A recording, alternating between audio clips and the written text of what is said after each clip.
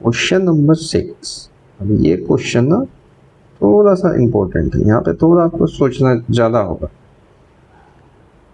If angle A and angle B are acute angles such that cos of angle A is equal to cos of angle B, then show that angle A is equal to angle B।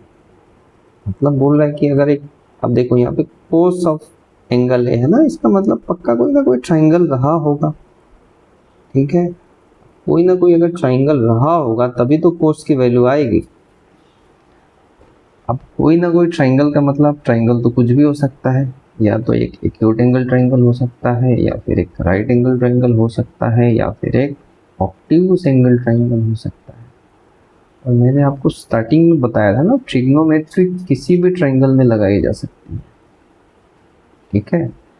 लेकिन क्योंकि अभी हम right angle triangle के बारे में discuss कर रहे हैं, तो इसको राइट एंगल ट्राइंगल से भी सोल्व करेंगे। और इन दोनों ट्राइंगल में, एक्यूट एंगल और ऑब्ट्यूज एंगल में सेम ही केस बनेगा, इसको हम अलग से सोल्व करेंगे, ठीक है। और देखेंगे कि एक ऐसे ट्राइंगल में या फिर ऐसे ट्राइंगल में ट्रिग्नोमेट्री कैसे लगाई जाती है, ठीक है। तो पहले हम ना एक राइट एंगल ट्राइंगल ही बना लेते हैं। जब भी हम एक राइट एंगल ट्राइंगल ऐसा बनाएंगे, ठीक है। अब यहाँ पे एक चीज ध्यान दो, angle A and B are acute angles. अगर एक राइट एंगल ट्राइंगल बना है तो जो राइट एंगल होता है ना, उसके बाद जो भी दोनों एंगल बच गए, ये वाले और ये वाले, ये हमेशा एक्यूट होंगे, क्योंकि एक राइट एंगल ट्राइंगल में कभी भी जो बाकी के दो एंगल है ना, उसमें से कोई भी 90 से बड़ा नहीं हो सकता है। अगर कोई भी 90 से बड़ा नहीं हो सकता है, इसके बारे में हम डिस्कस कर भी चुके हैं, तो दोनों के दोनों फिर एक्यूट होंगे। यानी कि इसको ए बोल देते हैं, इसको बी बोल देते हैं, इसको सी बोल देते हैं। ए भी एक्यूट है, इस कंडीशन को सेटिस्फाई भी कर रहा है। और आपको ना कहीं पे भी कंडीशन नहीं दी गई है कि वो ट्राइंगल राइट एंगल ट्राइंगल नहीं है, हम एक राइट एंगल ट्राइंगल लेके स्टार्ट कर सकते हैं। इसको स्टार्ट करते हैं, इसको solution consider right angle triangle ABC where angle C is 90 degree. Okay, यहाँ पे हमें निकालना है cos ऑफ A। अब मैं इसमें cos ऑफ A निकालो, cos क्या होता है? cos रेशियो बताता है बेस का और हाइपोटेनस का। अब A के रेस्पेक्ट में देखो तो बेस तो ये है और हाइपोटेनस ये है, ठीक है। तो इसका रेशियो जो बनेगा वो बनेगा AC अपॉन AB। वैसे ही cos B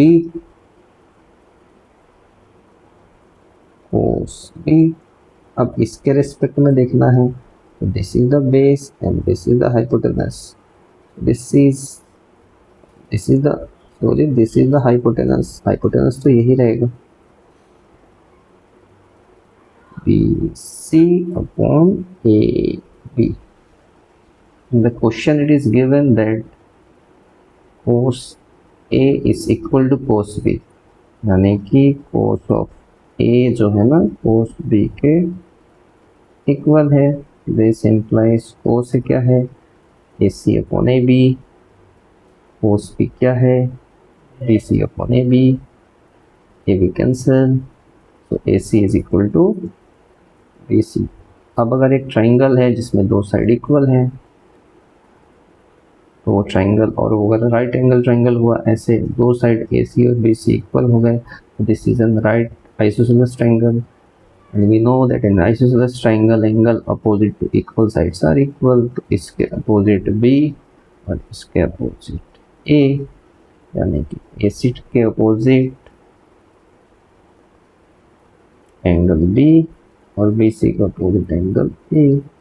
Y angle opposite to equal sides are, ये हो गया कंप्लीट, ठीक है। लेकिन अभी सेकेंड मेथड से क्या पता वो ट्राइंगल, सपोज वो ट्राइंगल ऐसा दे दे, कल को वो ट्राइंगल एग्जाम में दे दे ये एक्यूट एंगल ट्राइंगल दे दे, या फिर एक ऑब्ट्यूज एंगल ट्राइंगल दे दे, तो फिर हम वहाँ पे कैसे करें? तो यहाँ पे थोड़ा सा आपको सोचना होगा। अब ये करे, एक ट्राइंगल है, सब मैंने मान लिया कि ये obtuse angle triangle acute angle triangle है, तो मैंने नेमिंग कर दी ABC, तो ये भी एक्यूट और ये भी एक्यूट, इसमें तो कोई दिक्कत नहीं है। अब हमको पता है कि यहाँ क्वेश्चन में दे के रखा है कोस ऑफ A और कोस ऑफ B। अब कोस हम तभी लगा सकते हैं ना जब हमें एक राइट एंगल ट्राइंगल दिखे।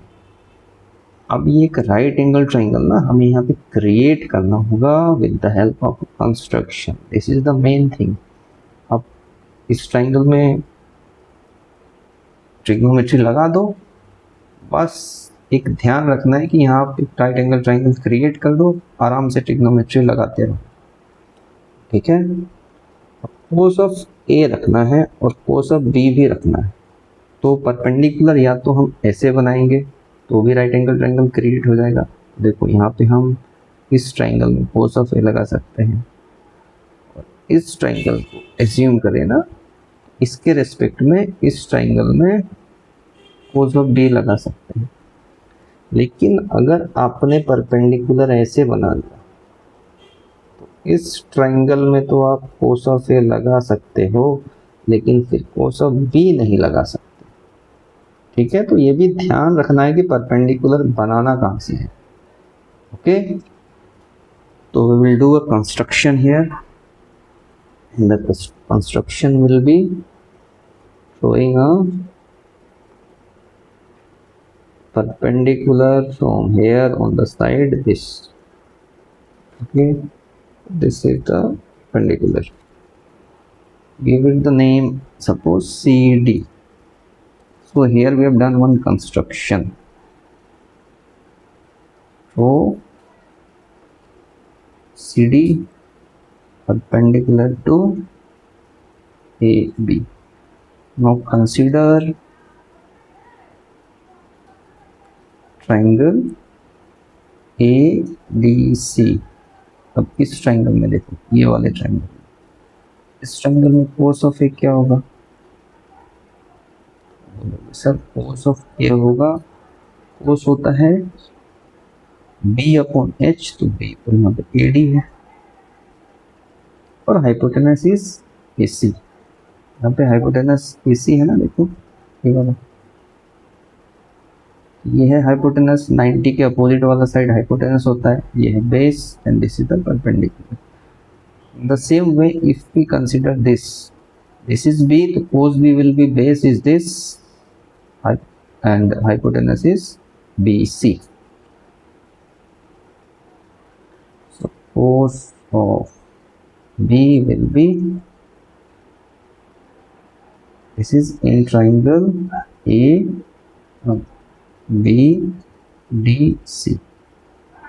this will be equal to BD upon BC।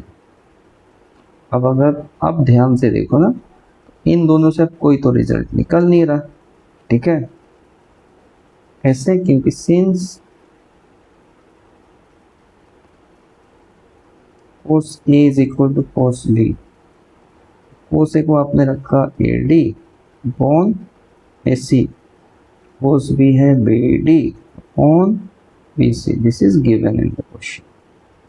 अब यहाँ से कुछ भी रिजल्ट नहीं निकल रहा, कुछ कैंसिल वेंसल भी नहीं हो रहा है, ठीक है। तो अब यहाँ पे आपको थोड़ा सा स्मार्ट अप्रोच लेके ना इस पूरे को स्क्वायरिंग करना होगा। स्क्वायरिंग इसलिए करना होगा ना ताकि आप इंडिविजुअली इस ट्राइंगल और इस ट्राइंगल में पाइथागोरस लगा सको, ठीक है। तो स्क्वायरिंग कर दो दोनों साइड, स्क्वायरिंग बोथ साइड,